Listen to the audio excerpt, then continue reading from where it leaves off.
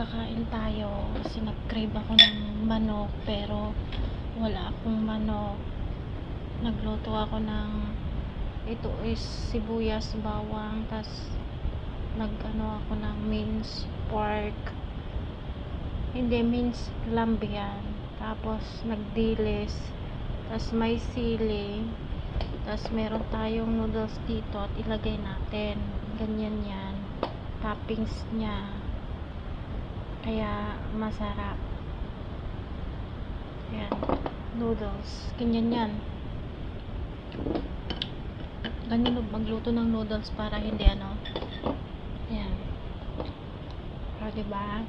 Tapos napan ko inugutan ajay ano, kamutig kangkong ko, may 4 na saringit, kaya sinaringit ko. Ayan, kaya may gulay tayo ngayon.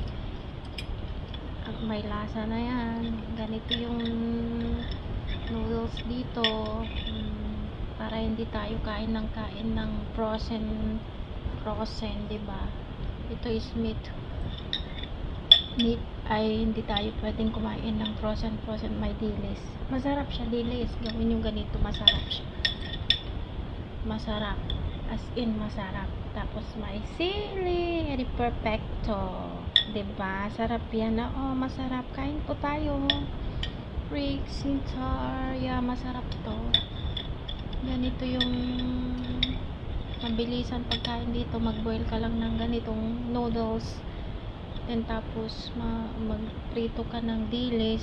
Ayan, hindi na po ako magtatagal. Clinics ko lang kasi kakain ako kasi yung pagkain ko kaninang lunch is puro dry, kaya kailangan ko ng sabaw.